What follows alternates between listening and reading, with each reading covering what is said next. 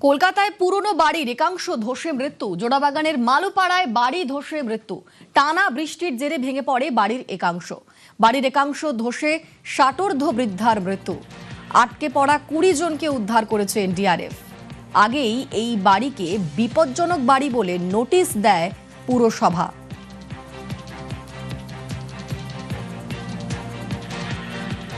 কলকাতায় পুরনো বাড়ির একাংশ ধসে মৃত্যু। অনেক পুরনো এই বাড়িকে আগেই বিপজ্জনক বলে নোটিশ দিয়েছিল পুরসভা। সেই বাড়িরই একাংশ ধসে ষাটোর্ধ্ব বৃদ্ধার মৃত্যু হয়েছে এবং আটকে পড়া 20 জনকে উদ্ধার করেছে এনডিআরএফ। এই দুর্ঘটনায় বেশ কিছু প্রশ্ন উঠছে, জানবো। আমার সঙ্গে সরাসরি সান্নিক রয়েছেন। সান্নিক, অবশ্যই প্রশ্ন উঠছে যে এই দুর্ঘটনা কিভাবে ঘটলো, বাড়ি কিভাবে ভেঙে পড়লো, এই বাড়ি কত পুরনো, রক্ষণাবেক্ষণ হচ্ছিল কিনা, এবং এই বাড়িকে তো আগেই বিপজ্জনক বলে নোটিশ দিয়েছিল পুরসভা, তারপরেও অনেকে থাকছিলেন সেখানে। দুর্ঘটনার সময় কতজন ছিলেন?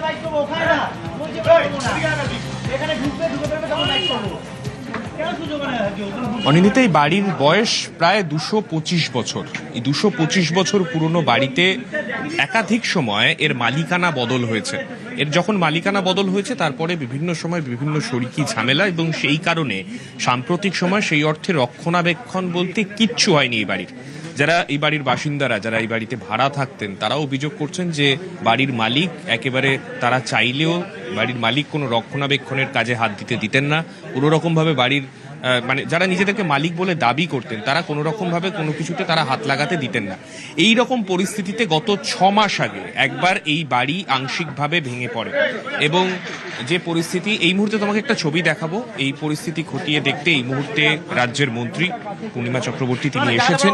তিনি নিজে যে জায়গায় এই বাড়িটি ভেঙে পড়েছে সেই বাড়িটি পরিদর্শনে তিনি নিজে এসেছেন, এবং যেই কথা বলছিলাম যে পুরসভার তরফে যে বাড়িকে বিপজ্জনক শুধু না, বসবাসের অযোগ্য অর্থাৎ কন্ডেম নোটিশ ইস্যু করা হয়েছিল, সেই বাড়িতে কিভাবে এতজন বসবাস করতেন, কেন নজরদারি ছিল না, সেই প্রশ্নও কিন্তু অনেকে তুলছেন।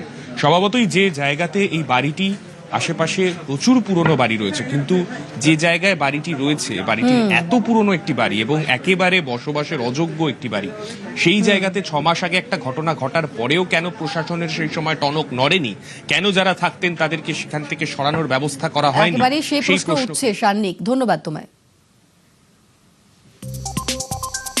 एनडीआरएफ के लगभग 70 से 80 बंदे यहाँ पे पहुंचे हैं।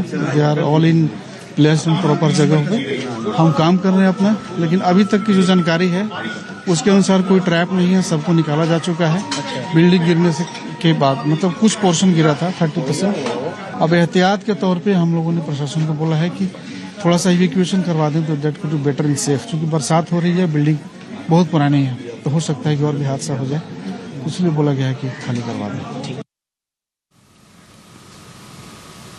বারুইপুরে টেঙ্গারবেড়িয়ায় রাস্তায় তাজা বোমায় রীতিমতো আতঙ্কে স্থানীয়রা।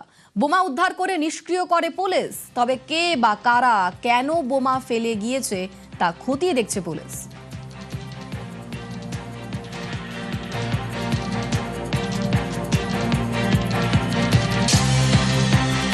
বারুইপুরের টেঙ্গারবেড়িয়ায় রাস্তায় বোমা উদ্ধার, রাস্তায় তাজা বোমা, যার ফলে আতঙ্কে স্থানীয়রা। কে বা কারা সেই বোমা রাখলো তা খতিয়ে দেখছে পুলিশ।